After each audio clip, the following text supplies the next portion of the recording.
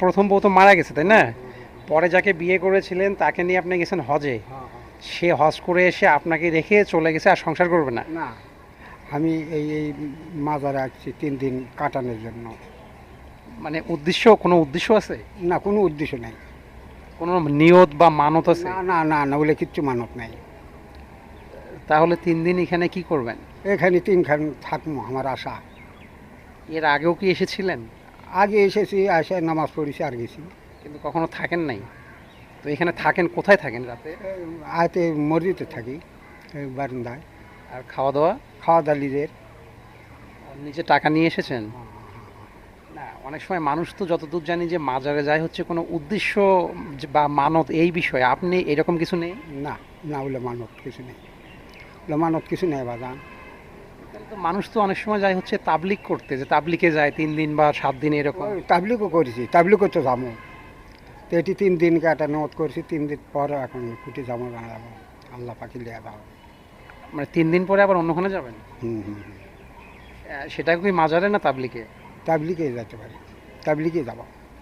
এর আগে অন্য কোনো মাজারে ছিলেন আপনি? না, তাবলিগ দিছি, 2 সিলে দিছি, নেত্রকোনা দিছি, ওই আজবাড়ি জেলা দিছি, গোপালগঞ্জ। আপনার কেন মনে হলো যে আমি মাজারে গিয়ে 3 দিন থাকবো, এটা কেন মনে হলো? না, এটা একটা মনে দুঃখ আছে বাবা। আমি সেটাই তো জানতে চাচ্ছিলাম, কি দুঃখ? মনে দুঃখ, পরিবার মারা গেছে। পরিবার মারা গেছে বলতে কে কে মারা গেছে? আমার পরিবার মারা গেছে। মারা যাওয়ার পরে আবার বিয়ে শাদি করে এই সামনে আশ্বিন মাসে হজ করে আসছি। আপনি আপনি হজে হজে গিয়েছিলেন? হ্যাঁ, হজেও গিয়েছিলাম। এটা কবে, গত বছরে? এইবারই আশ্বিন মাসত হজ করে আসছি। আচ্ছা আচ্ছা, একাই গিয়েছিলেন? না, দো মানুষই। নতুন বিয়ে করে তাকে নিয়ে হজে গিয়েছিলেন? হ্যাঁ, তাকে লিয়ে হজে গিয়েছি। এখন দুঃখের কথা যে বললেন, সেটা কি দুঃখ? এটাই দুঃখ, যে হজ করে লিয়ে আনো, মানুষ হওয়া পারল না। ওই ভালো মানুষ, আমি মানুষ খারাপ। তাহলে খারাপ না হলে তাহলে থাকে না। ও, আপনি হজ করে আসার পরে সেই বউ আপনার কাছে নেই?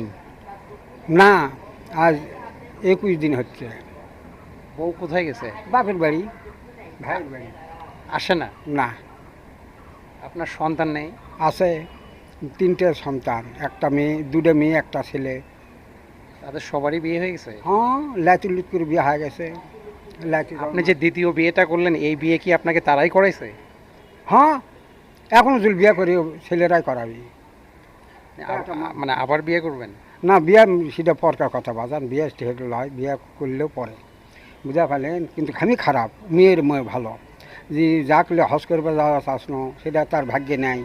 তো তাই খালি নিয়ত করছি। আপনি না বললেন যে আপনি হজে গিয়েছিলেন? হ্যাঁ, না শোনেন, আগে বলি আপনার, আগে হজ করবে যাকলে যাবো, হজ করে বেন্টু মারা গেল।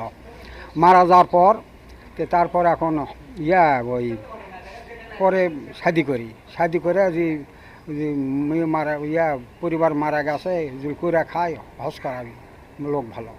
তো বিয়ে দেশা, বিয়ে দিলে তো যারা বিয়ে করায় তারা এখন কথা যে এই ওজন থাকা লাগবে, ওজন ওয়াদা বড় জিনিস না।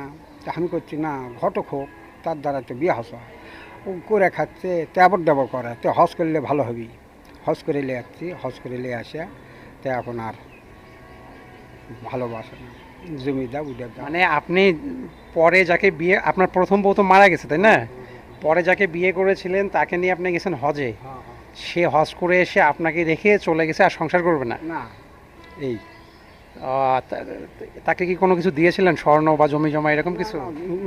2 কোপ জমি দিয়েছি, 2 কোপ জমি দিয়েছি, জবত ব্যাসপি করে খাবি। সে তো আপনাকে ডিভোর্স করেনি না? না, ডিভোর্স করেনি। তাহলে আপনি একটু পারিবারিকভাবে কথা বলেন, বুঝে না না, লাতি জমেরা ছেলেরা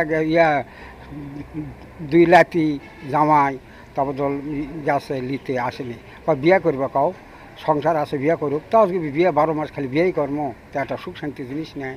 তার মানে এই মনের কষ্টে আপনি মাজারে আসছেন, নিয়ত করছেন 3 দিন থাকবেন। হ্যাঁ হ্যাঁ। আচ্ছা, মহান আল্লাহ পাক আপনার মনের ইচ্ছা, মনের কষ্টটাকে দূর করুক, এই দোয়াই করি। সবাইকে বলি এই দোয়া করুক আপনার জন্য, নাকি? হ্যাঁ, এইটুকু আশা। হয়তো ওদি করছে আবার বিয়ে সাথে কর্ম, হয়তো কিছু যাবি যাবি, নানান হস্ত কেমন হবি, তার থেকে আমি মাজারে থাকি, আল্লাহ জুল তৌফিক দেয়, অর্জুল জ্ঞান ফিরে, তাহলে কোন জায়গা থেকে ঘুরে যাচ্ছে ওই জ্ঞানই আসে না। তার। তাই এখন তার ছেলে মেয়েও নেই, ভাই ভাইস্তা আছে।